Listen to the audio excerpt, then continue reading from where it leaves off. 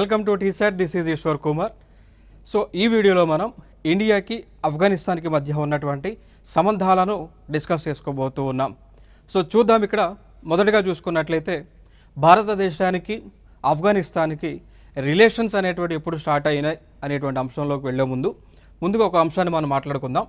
So September 11, 2001 సంవత్సరంలో ఆ రోజున తాలిబాన్ అనేటువంటి ఒక సంస్థ ఏదైతే ఉందో వారు ఓటమి చెందడం జరిగింది. సో దాని తర్వాత మనం చూసుకున్నట్లయితే ఈ ఓటమి చెందిన తర్వాత తాలిబాన్ ప్రభుత్వం ఏదైతే ఆఫ్ఘనిస్తాన్ దేశాన్ని పరిపాలించి ఉందో వారు ఓటమి చెందిన తర్వాత అక్టోబర్ 2001లో భారతదేశము ఆఫ్ఘనిస్తాన్ దేశంతో ఒక అగ్రిమెంట్ చేసుకున్నారు. దాన్ని స్ట్రాటజిక్ పార్ట్నర్షిప్ అగ్రిమెంట్ అని చెప్తూ ఉంటాం. సో ఈ అగ్రిమెంట్ యొక్క ముఖ్య ఉద్దేశం ఏంటి అంటే భారతదేశము ఆఫ్ఘనిస్తాన్ దేశాన్ని వ్యూహాత్మక దేశంగా పరిగణిస్తూ ఉంది. సో దీనిలో భాగంగా భారతదేశము ఆఫ్ఘనిస్తాన్ దేశంతో ఆర్థిక పరమైనటువంటి అంశాలలో, అదేవిధంగా ఈ యొక్క టెక్నాలజీ ఎక్స్చేంజ్ విషయంలో కానీ యొక్క పూర్తి సహకార కార్యక్రమాలు అనేటువంటివి అందించుకోవడం జరుగుతూ ఉంది. సో ఫైనల్గా ఈ అగ్రిమెంట్ చేసుకున్న తర్వాత నుంచి కూడా ఇండియా అదేవిధంగా ఆఫ్ఘనిస్తాన్ మధ్య ఆ ఫ్రెండ్షిప్ బంధం అనేటువంటిది స్ట్రాంగ్ అవ్వడం జరిగింది. సో జరిగిన తర్వాత మనం చూసుకున్నట్లయితే ఇక్కడ ఇంకా ఫర్దర్గా మనం ఆఫ్ఘనిస్తాన్ దేశంతో కొన్ని చారిత్రక నేపథ్యం సంఘటనలు మనం కలిగి ఉన్నాం. చూసుకున్నట్లయితే ఇక్కడ భారతదేశం మరియు ఆఫ్ఘనిస్తాన్ ద్వైపాక్షిక సంబంధాల సుదీర్ఘ చరిత్ర అండి. సో చూసుకున్నట్లయితే ఈ ఆఫ్ఘనిస్తాన్ దేశము అనేటువంటిది భారతదేశం పక్కన ఉన్నటువంటి వెస్టర్న్ కంట్రీస్తో కనెక్ట్ అవ్వడానికి, భారతదేశము వెస్టర్న్ కంట్రీస్తో కనెక్ట్ అవ్వడానికి ఇది వంతెనగా నిలిచి ఉంది. సో ఇక్కడ మనం చూసుకున్నట్లయితే మ్యాప్లో మనం చూస్తే ఇండియా ఉంటుంది, ఇండియా పక్కన ఆఫ్ఘనిస్తాన్ ఉంటుంది, ఆఫ్ఘనిస్తాన్ పక్కన ఒమన్ కానీ యమన్ కానీ ఆ విధంగా సెంట్రల్ ఏషియన్ కంట్రీస్ ఉంటాయండి వెస్టర్న్ సైడ్ అంతా కూడా. సో ఇక్కడ ఆఫ్ఘనిస్తాన్ అనేటువంటి దేశము భారతదేశము సెంట్రల్ ఏషియన్ కంట్రీస్తో కనెక్ట్ అవ్వడానికి ఒక వంతెనగా, ఒక బ్రిడ్జ్గా కనిపిస్తూ ఉన్నది.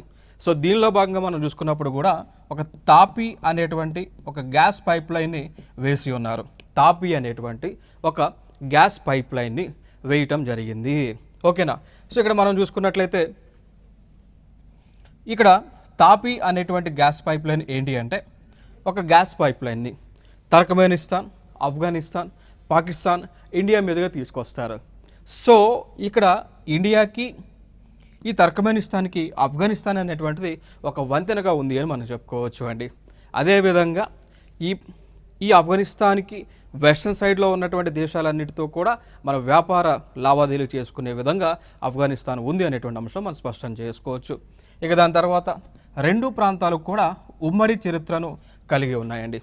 సో ఫర్ ఎగ్జాంపుల్ ఇక్కడ మనం చూసుకున్నట్లయితే భారతదేశాన్ని పరిపాలించినటువంటి మొఘల్స్ ఎవరైతే ఉంటారో ఈ మొఘలులు ఆఫ్ఘనిస్తాన్ దేశం నుంచి భారతదేశానికి రావడం జరిగింది. ఫర్ ఎగ్జాంపుల్గా తీసుకుంటే బాబర్ అనేటువంటి ఒక మొఘల్ చక్రవర్తి బాబర్, ఈయన ఆఫ్ఘనిస్తాన్ దేశం నుంచి భారతదేశానికి రావడం జరిగింది. ఆ విధంగా ఆఫ్ఘనిస్తాన్ దేశంలో ఉన్నటువంటి కల్చర్, మొఘల్ ఆర్కిటెక్చర్ కానీ మొఘల్ కల్చర్ కానీ ఒక ట్రెడిషన్స్ కానీ ఇవన్నీ కూడా భారతదేశానికి రావటం జరిగింది. ఇది ఒక అంశంగా మనం మాట్లాడుకోవచ్చు. సో రెండు దేశాల మధ్య కామన్గా ఉమ్మడి చరిత్ర ఉన్నది. అదేవిధంగా కామన్గా ట్రెడిషన్స్ అనేటువంటిది, కల్చర్ ఎక్స్చేంజ్ అనేటువంటిది ఉండటం జరిగింది. ఇంకా దాని తర్వాత మనం చూసుకుంటే మన భారతదేశంలో మనము ఖాన్ అబ్దుల్ గఫర్ ఖాన్ వీరిని మనము ఫ్రంటియర్ గాంధీగా పిలుస్తూ ఉంటామండి. ఫ్రంటియర్ గాంధీగా మనం పిలుస్తూ ఉంటాం. సో ఈ ఫ్రంటియర్ గాంధీ గారు ఎక్కడ జన్మించారు? ఆఫ్ఘనిస్తాన్ ప్రాంతంలో ఆయన జన్మించడం జరిగింది. అంటే గతంలో భారతదేశము, పాకిస్తాన్, ఆఫ్ఘనిస్తాన్ కలిసి ఉన్నటువంటి టైంలో ఆ ప్రాంతాన్ని నార్త్ వెస్ట్ ఫ్రంటియర్ రీజియన్ అని పిలుస్తామండి. సో గతంలో అంటే like before independence Afghanistan, Pakistan, India ఈ ప్రాంతాలన్నీ కలిసి ఉన్న సందర్భంలో సో ఆ వెస్టర్న్ పార్ట్ అంతా కూడా, నార్త్ వెస్టర్న్ పార్ట్ మొత్తానికి కూడా నార్త్ వెస్ట్ ఫ్రంటియర్ రీజియన్ అని పిలుస్తాం. సో ఈ రీజియన్లో మనకి ఈయన ఖాన్ అబ్దుల్ గఫర్ ఖాన్ గారు జన్మించడం జరిగింది. సో అందుకు ఆయనని ఫ్రంటియర్ గాంధీ అని పిలుస్తూ ఉంటాం. ఆయన రూపంలో కూడా ఇండియాకి ఆఫ్ఘనిస్తాన్కి ఆ రిలేషన్స్ అనేటువంటివి కంటిన్యూ అవుతూ ఉన్నాయని మనం చెప్పుకోవచ్చు అండి. సో దాని తర్వాత మనం చూసుకున్నట్లయితే ఇక్కడ భారతదేశం మరియు ఆఫ్ఘనిస్తాన్ ద్వైపాక్షిక సంబంధాల సుదీర్ఘ చరిత్రలో భాగంగా కొన్ని అంశాలు ఇంకా అక్కడ మనం మాట్లాడుకోవచ్చు.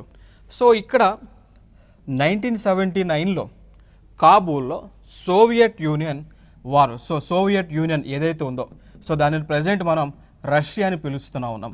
దానిని ఇప్పుడు మనం రష్యా అని పిలుస్తూ ఉన్నాం. వీరు సోవియట్ యూనియన్, రష్యా వారు ఆఫ్ఘనిస్తాన్లో 1979లో ప్రభుత్వాన్ని ఏర్పాటు చేశారు. మనందరికీ తెలుసు, ఎవరైతే వరల్డ్ హిస్టరీ చదువుకొని ఉంటారో, ఎవరైతే ఈ యొక్క ఇంటర్నేషనల్ రిలేషన్షిప్స్ పైన మీకు అవగాహన ఉంటుందో మీకు అందరికీ తెలుసు, ప్రపంచంలో ఒక దేశం ఫర్ ఎగ్జాంపుల్ ఏదైనా ఒక ఇష్యూ జరుగుతున్నప్పుడు ఆ ప్రాంతంలోకి, ఆ దేశంలోకి యునైటెడ్ స్టేట్స్ ఆఫ్ అమెరికా అడుగు పెడతా ఉంది. So United states of America వెళ్ళిన తర్వాత రష్యా ఎంటర్ అవుతుంది ఆ దేశం యొక్క పాలిటిక్స్లోకి. రష్యా వెళ్ళిపోయిన తర్వాత మళ్ళీ United states of America enter అయ్యి అక్కడ పాలిటిక్స్ అనేటువంటివి చేస్తూ ఉంది. ఫర్ ఎగ్జాంపుల్గా తీసుకుంటే, మనం ఎగ్జాంపుల్గా తీసుకోవాలంటే నార్త్ కొరియా చూడొచ్చండి, నార్త్ కొరియా చూడొచ్చు, సౌత్ కొరియా చూడొచ్చు, నార్త్ కొరియా చూడొచ్చు. సో గతంలో కొరియా అనేటువంటి ప్రాంతం ఏక ప్రాంతంగా ఉండేది. ఇప్పుడు ఫర్ ఎగ్జాంపుల్ ఇండియా దగ్గర ఈ బెంగాల్ అనేటువంటిది ఏ విధంగా ఆ టైంలో బెంగాల్ ప్రెసిడెన్సీకి కలిసి ఉన్నదో, దాని తర్వాత వెస్ట్ బెంగాల్గా బంగ్లాదేశ్గా విడిపోయిందో, అదేవిధంగా కొరియా అనేటువంటి ప్రాంతం ఏకదేశంగా ఉండేది. సో ఈ ప్రాంతంలో కొరియా అనేటువంటి ప్రాంతం ఏకదేశంగా ఉన్నటువంటి సమయంలో అక్కడికి United states of America enter అయింది. తర్వాత రష్యా అంటే సోవియట్ యూనియన్ ఎంటర్ అయింది. ఎంటర్ అయిన తర్వాత కొరియా ప్రాంతం అంతా కూడా నార్త్ కొరియా, అదేవిధంగా సౌత్ కొరియాగా స్ప్లిట్ అవ్వడం జరిగింది. సో నార్త్ కొరియా మొత్తం కూడా కంప్లీట్గా రష్యాకి సపోర్ట్గా ఉండటం జరిగింది. సౌత్ కొరియానేమో యునైటెడ్ స్టేట్స్ ఆఫ్ అమెరికాకి సపోర్ట్గా ఉండటం జరిగింది. సో అదేవిధంగా ఆఫ్ఘనిస్తాన్లో కూడా సేమ్ సంఘటనలు ఇక్కడ జరిగినాయి. సో ఇక్కడ 1979లో ఇక్కడ సోవియట్ యూనియన్ వాళ్ళు అంటే ఆఫ్ఘనిస్తాన్లో వారి యొక్క ప్రభుత్వాన్ని ఏర్పాటు చేశారు. క్లియర్ కదా?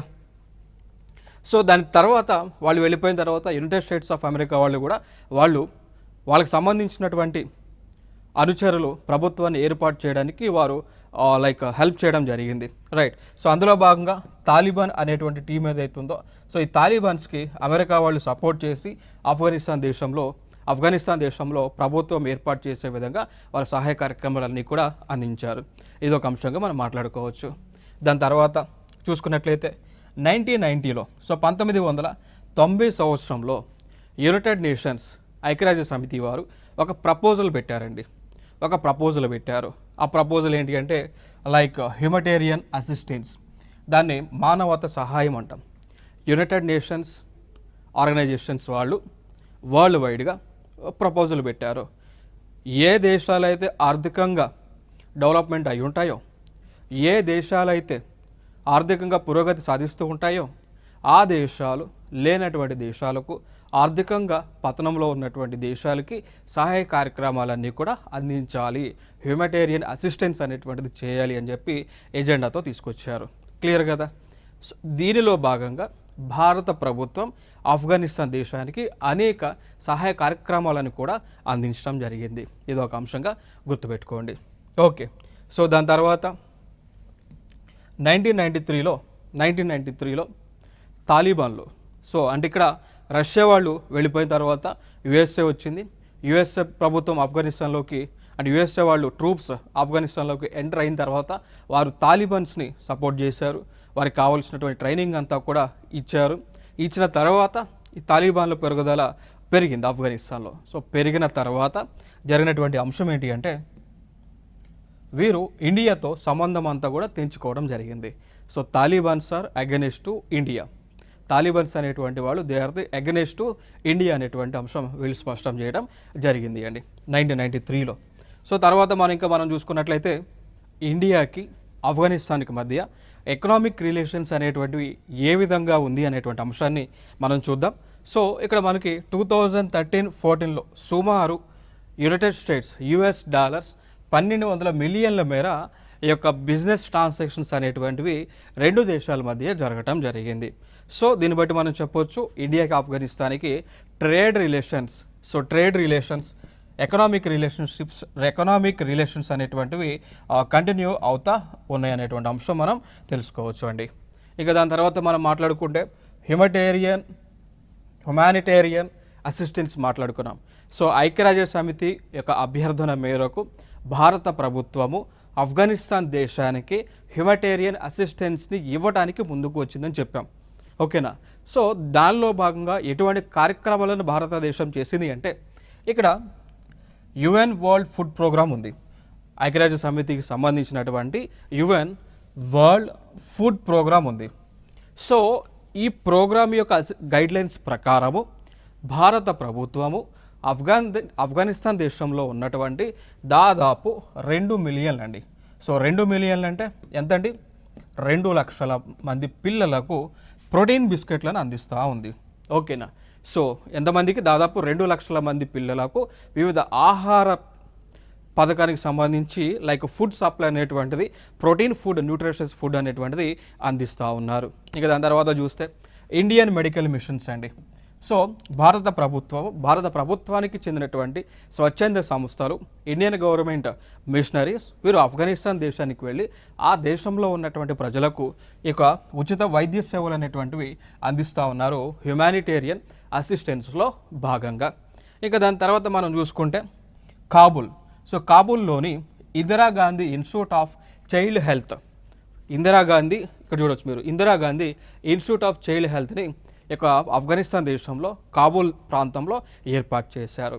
సో దీని ద్వారా ఆ దేశ ప్రజలకు అనేక వైద్యానికి సంబంధించినటువంటి సేవలను చేస్తూ ఉన్నారు అండి. ఇంకా దాని తర్వాత మనం మాట్లాడుకుంటే డెవలప్మెంట్ అసిస్టెన్స్. సో భారతదేశము ఆఫ్ఘనిస్తాన్ దేశానికి డెవలప్మెంట్లో భాగంగా ఎటువంటి కార్యక్రమాలను చేసింది చూస్తే, కాబూల్ ప్రాంతంలో, సో కాబూల్ అనేటువంటి ప్లేస్లో ఆఫ్ఘనిస్తాన్ క్యాపిటల్ ఉంది కదా, సో అక్కడ పార్లమెంట్ భవనాన్ని నిర్మించారండి. ఇది ఒక ప్రీవియస్ ఇయర్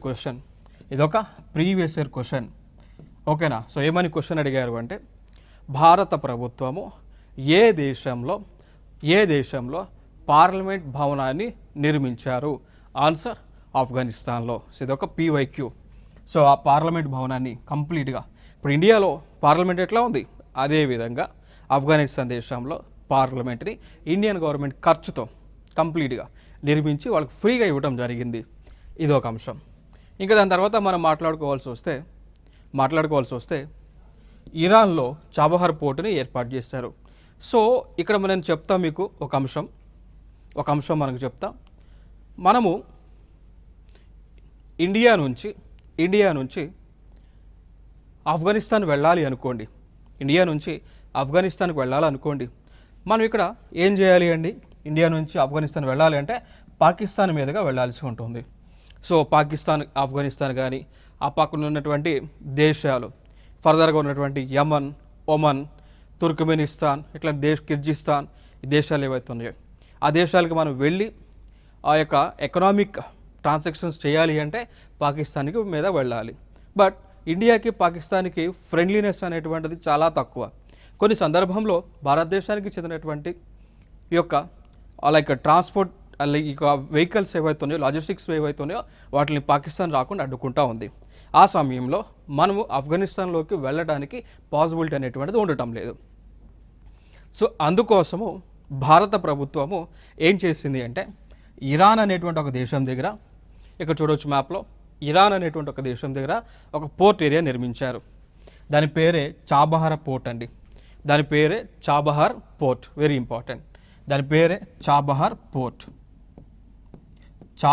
పోర్ట్ని నిర్మించడం జరిగింది. సో ఈ చాబహార్ పోర్టు నుంచి మనము ఇంకా ఆఫ్ఘనిస్తాన్కి వెళ్తూ ఉన్నాం. ఈ మార్గ మధ్యలో చాబహార్ నుంచి జరంజ్ వరకు రోడ్డును వేసాం, జరంజ్ నుంచి దలారం వరకు రోడ్డును వేసాం. సో దలారం నుంచి ఆఫ్ఘనిస్తాన్ వెళ్తాం, అక్కడ నుంచి మిగిలినటువంటి దేశాలతో మన కనెక్టివిటీ అనేటువంటిది డెవలప్ చేసుకున్నాం. ఇదొక అంశం. ఇంకొక అంశం కరెంట్ అఫైర్స్లో ఉన్నటువంటి అంశం ఏంటి అంటే, ఇటీవల కరెంట్ అఫైర్స్లో ఉన్నటువంటి అంశం ఏంటి అంటే, భారతదేశం విదేశాలలో ప్రస్తుతము 2 పోర్ట్లని కలిగి ఉంది అండి. భారతదేశం విదేశాలలో రెండు పోర్ట్లని కలిగి ఉంది. ఒకటి ఇరాన్ దేశంలో ఉన్నటువంటి చాబహార్ పోర్ట్, వెరీ ఇంపార్టెంట్, మన సొంత డబ్బులతో మనం డెవలప్ చేసాం. దాని తర్వాత మయన్మార్ దేశంలో కూడా మనం పోర్టుని కలిగి ఉన్నాం. మయన్మార్లో కూడా ఒక పోర్టుని మనం కలిగి ఉన్నాం. ఇరాన్లో కూడా పోర్టుని, సొంత పోర్టుని కలిగి ఉన్నాం అనమాట. ఓకే, సో ఇదొక ఇంపార్టెంట్. దాని తర్వాత ఇంకోటి అంశం ఏంటి అంటే, ఈ ఆఫ్ఘనిస్తాన్ దేశంలో జరంజ్ నుంచి, అంటే చాబార్ నుంచి జరంజ్కి రోడ్డు వేసాం. జరంజ్ నుంచి దెలరం ప్రాంతానికి కూడా మనమే రోడ్డు వేయటం జరిగింది. ఇంకొక అంశం పవర్ ట్రాన్స్మిషన్ గ్రిడ్ అండి. Power transmission grid. So Afghanistan దేశంలో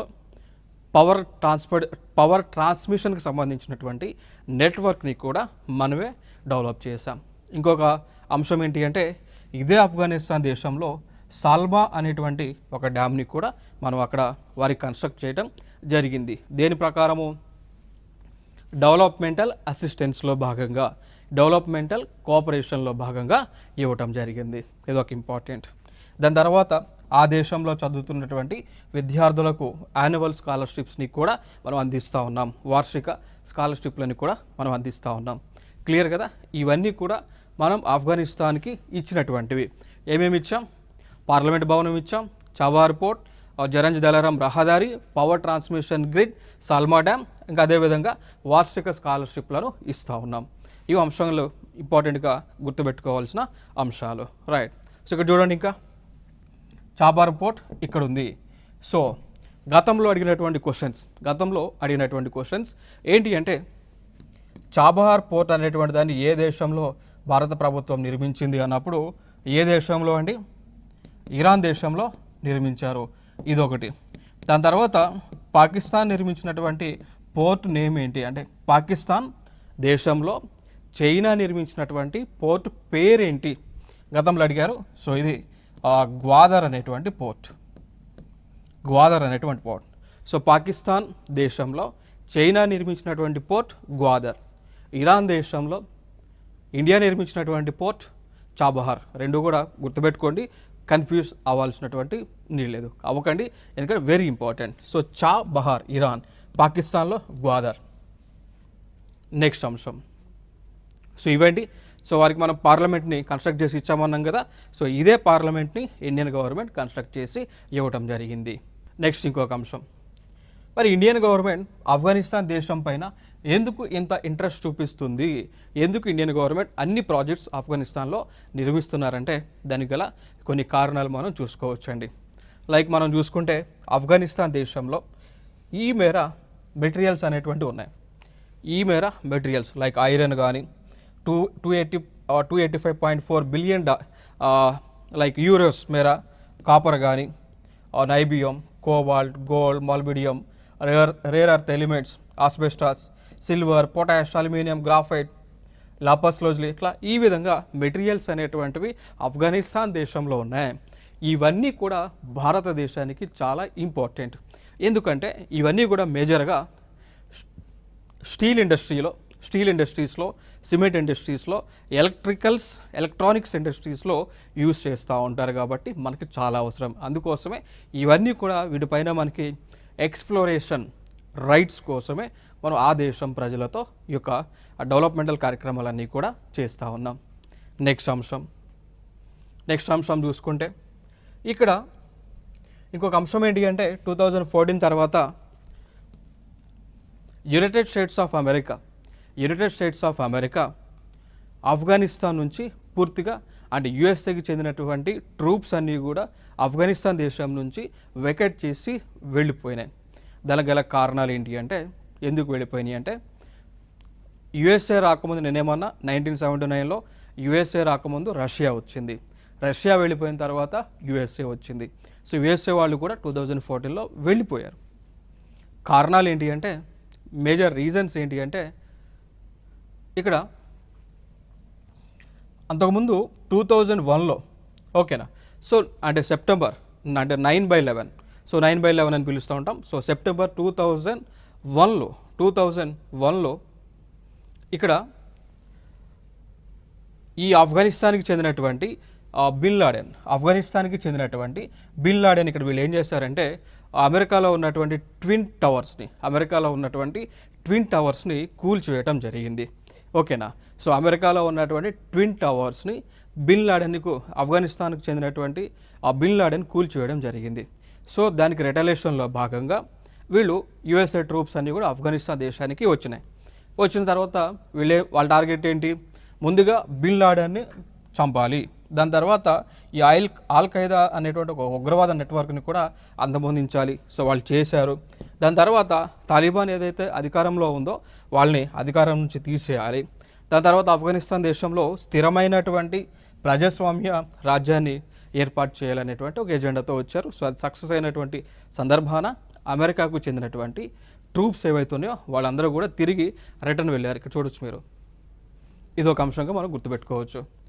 నెక్స్ట్ ఫర్దర్గా చూడవచ్చు ఇక్కడ. ఇక దాని తర్వాత ఇక్కడ నేనేమన్నానండి, 2014లో అమెరికా వాళ్ళు వెళ్ళిపోయారు కదా, 14లో వెళ్ళిపోయారు కదా. సో దాని తర్వాత వెళ్ళిపోయిన తర్వాత అంటే వీళ్ళు వెళ్ళిపోవడానికి గల కారణం ఏంటి, తాలిబాన్ వాళ్ళకి అధికారం అనేటువంటిది లేదు, వాళ్ళు తొలగించాక అమెరికా వాళ్ళు వెళ్ళిపోయారు.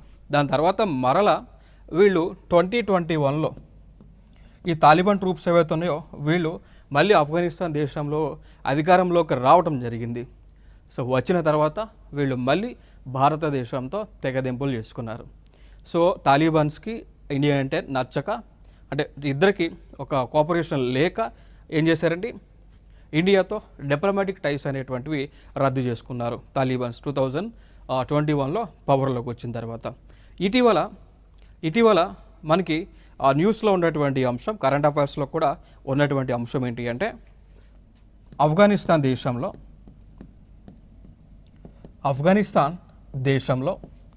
ఆ దేశంలో ఎంబసీ ఉంటుంది. సో ఇండియాకి చెందినటువంటి ఎంబసీ ఉంటుంది. సో ఆ ఎంబసీని వాళ్ళు క్యాన్సిల్ చేశారు. ఇప్పుడు ప్రతి దేశానికి సంబంధించి ఆ దేశం యొక్క దౌత్య కార్యాలయం అనేటువంటి ఇంకో దేశాల్లో ఉంటాయి. ఫర్ ఎగ్జాంపుల్ ఇండియాకి సంబంధించినటువంటి దౌత్య కార్యాలయాలు లైక్ అన్ని దేశాల్లోనే, లైక్ పాకిస్తాన్లో ఉంది, యూఎస్ఏలో ఉన్నాయి, అట్లా అన్ని దేశాల్లో ఉన్నాయి. యూఎస్ఏకి చెందినటువంటి దౌత్య కార్యాలయాలు అన్ని దేశాల్లో ఉంటాయి, లైక్ ఇండియాలో కూడా ఉన్నాయి, పాకిస్తాన్ సంబంధించింది ఇండియాలో కూడా ఉన్నాయి. సో అట్లా ఎంబసీస్ అంటాం. ఇక్కడ తాలిబాన్స్ అధికారంలోకి వచ్చిన తర్వాత ఇండియాకి సంబంధించినటువంటి ఎంబసీని ఆఫ్ఘనిస్తాన్ దేశంలో వద్దు అని చెప్పేసి వాళ్ళు దాన్ని క్యాన్సిల్ చేశారు. అదొక న్యూస్లో ఉంది. అదేవిధంగా ఈ టాపిక్ని మన రీసెంట్గా జరిగినటువంటి ఎస్ఎస్సి సిజిఎల్లో కూడా అడిగినటువంటి క్వశ్చన్గా అనిపిస్తూ ఉంది. సో ఏ దేశము భారతదేశానికి సంబంధించినటువంటి దౌత్య కార్యాలయాన్ని రద్దు చేసుకున్నారు అన్నప్పుడు ఆఫ్ఘనిస్తాన్. ఇది ఒక ప్రీవియస్ ఇయర్ క్వశ్చన్ కూడా మనం గుర్తుపెట్టుకోవాలి. దాని తర్వాత మరి ఈ ఆఫ్ఘనిస్తాన్ దేశంలో యునైటెడ్ స్టేట్స్ ఆఫ్ అమెరికా వాళ్ళ యొక్క ట్రూప్స్ని తీసుకువెళ్ళిన తర్వాత జరిగినటువంటి పరిణామాలు ఏంటి అంటే ఆఫ్ఘనిస్తాన్ దేశంలో political uncertainty, so political government, stable government అనేటువంటిది లేదు, రాజకీయ అనిశ్చిత ఏర్పడింది. సో పాకిస్తాన్ ఇంటర్ఫరెన్స్ అనేటువంటిది ఎక్కువగా అవుతూ ఉంది. దాని తర్వాత ఇల్లీగల్ డ్రగ్ ట్రాఫికింగ్ అనేటువంటిది ఎక్కువగా అవుతూ ఉంది అనేటువంటి అంశాలు మనకి తెలియవస్తూ ఉన్నాయి. ఇప్పటి వరకు మనం ఇండియా ఆఫ్ఘనిస్తాన్కి మధ్య ఉన్నటువంటి సంబంధాలను చూసాం. సో ఇప్పుడు ఇక్కడ ఈ సిరీస్లో మనం ఇండియా శ్రీలంక మధ్య ఉన్నటువంటి సంబంధాలు ఏ విధంగా ఉంది అనేటువంటిది చూడబోతూ ఉన్నాం. సో చూద్దాం. ఇక్కడ చూసుకున్నట్లయితే మ్యాప్లో మనకు చూసుకుంటే శ్రీలంక దేశం అనేటువంటిది ఈ విధంగా ఉంటుంది. ఇక్కడ ఉంటుంది, ఇది భారతదేశం, ఇది శ్రీలంక దేశం. సో ఇండియన్ ఓషన్లో, ఇండియన్ మహాసముద్రంలో ఒక చుక్క మాదిరి, ఒక డ్రాప్ లెక్క, ఒక రెయిన్ డ్రాప్ లెక్క శ్రీలంక అనేటువంటి ఒక దేశం ఉంటుంది. బట్ శ్రీలంకతో మనకి ఎప్పటి నుంచో కూడా సంబంధాలు అనేటువంటివి కంటిన్యూ అవుతూనే వస్తూ ఉన్నాయి. ఇంకొక అంశం మనం మాట్లాడాల్సి వస్తే భారతదేశానికి చెందినటువంటి అంటే తమిళనాడు, భారతదేశంలో భాగమైనటువంటి తమిళనాడు రాష్ట్రానికి చెందినటువంటి దాదాపు శ్రీలంక దేశంలో 12% ఉంటూ ఉన్నారు. సో 12% మేర ఉంటూ ఉన్నారు. సో ఇక్కడ ఆ ప్రాంతంలో శ్రీలంక దేశంలో ఆ దేశానికి అంటే లైక్ లోకల్ పీపుల్ అయినటువంటి వారిని సిన్హాలీస్ అంటాం. సో వారు బుద్ధిజం రిలీజన్కి చెందినటువంటి వారు, వీరు 70% అక్కడ ఉంటా ఉన్నారు. సో శ్రీలంక దేశం చూస్తే శ్రీలంక దేశంలో 70% పీపుల్ లోకల్స్ అక్కడ ఉన్నారు. అంటే టోటల్ పర్సెంట్ పీపుల్ అనుకుంటే దానిలో 70% పీపుల్ బుద్ధిస్టులు ఉన్నారు.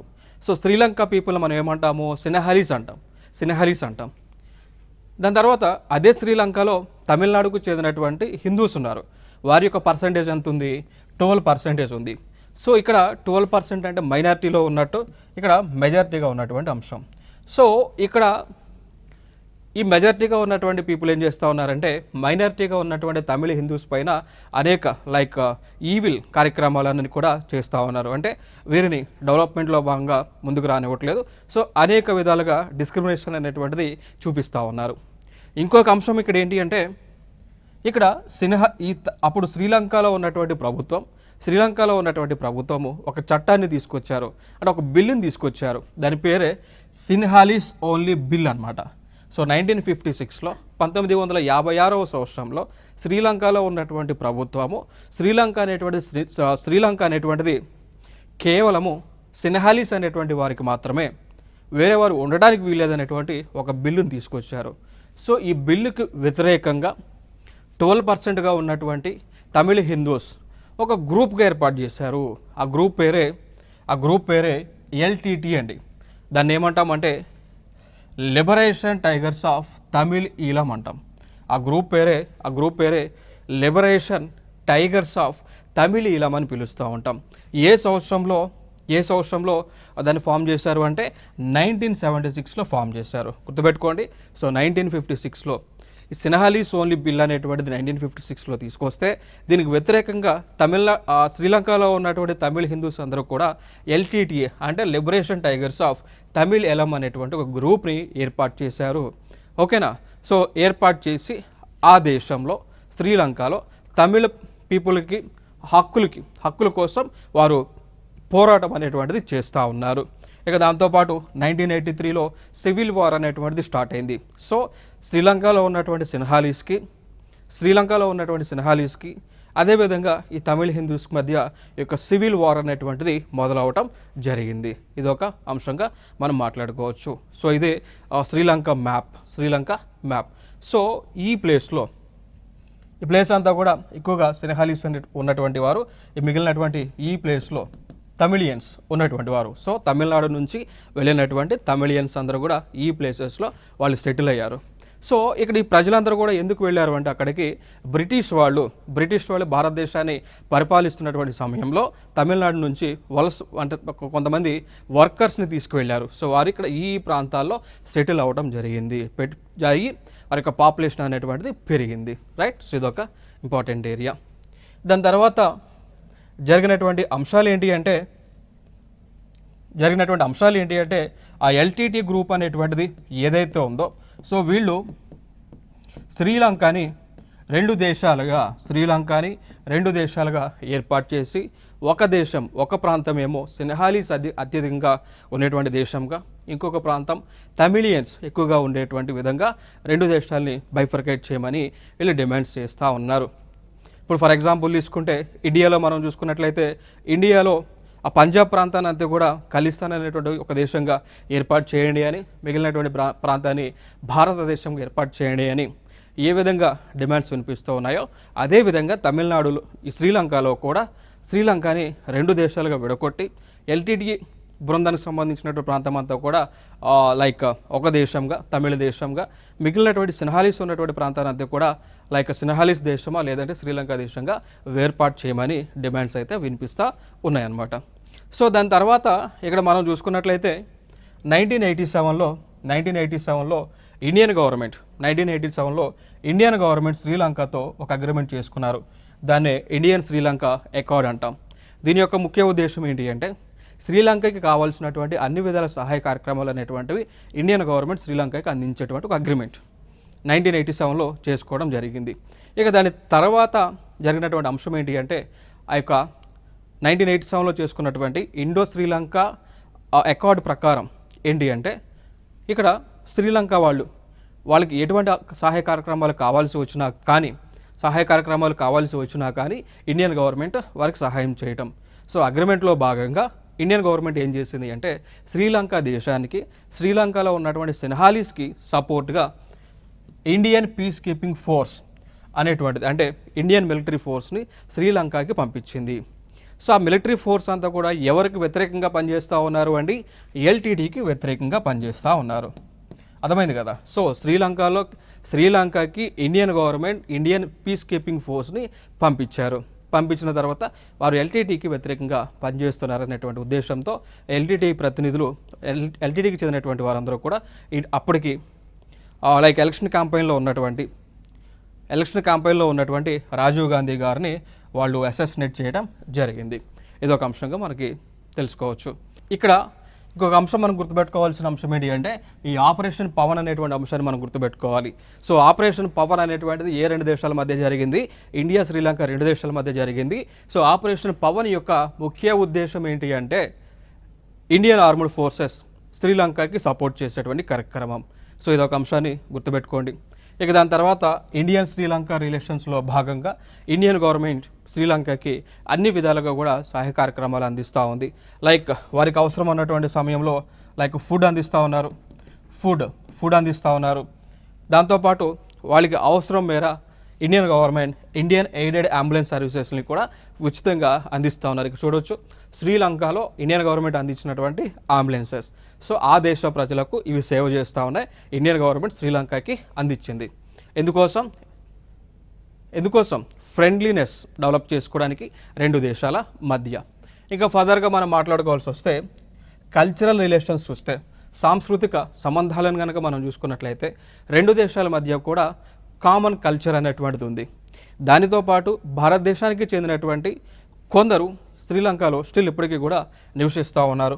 వారు చూస్తే సింధీస్ అని, గుజరాతీస్ అని, మెమన్స్ అని, పార్సీస్ అని, మలయాళీస్ అని, అదేవిధంగా తెలుగు మాట్లాడేటువంటి ప్రజలు కూడా శ్రీలంకలో నివసిస్తూ ఉన్నారు. ఇంకొక అంశం ఏంటి అంటే ఇండియన్ కల్చర్ సెంటర్ని కొలంబోలో ఇండియన్ గవర్నమెంట్ ఎస్టాబ్లిష్ చేశారు. ఇంకొక అంశం రెండు దేశాల మధ్య కామన్గా ఉన్నటువంటి అంశం బుద్ధిజం అనేటువంటి ఒక రిలీజియన్. సో బుద్ధిజం అనేటువంటి ఒక రిలీజియన్ రెండు దేశాల మధ్య కూడా కామన్గా ఒక బ్రిడ్జ్గా ఉంది అనేటువంటి అంశం మనం తెలుసుకోవాలి. ఇక దాని తర్వాత ఆ కమర్షియల్ కానీ ట్రేడ్ రిలేషన్స్ కానీ చూస్తే ఇండియా శ్రీలంక రెండు దేశాల మధ్య ఫ్రీ ట్రేడ్ అగ్రిమెంట్ ఎప్పుడు జరిగింది? 1998లో జరిగింది అండి. ఇంకొక అంశం మనకి ఏంటి అంటే భారతదేశానికి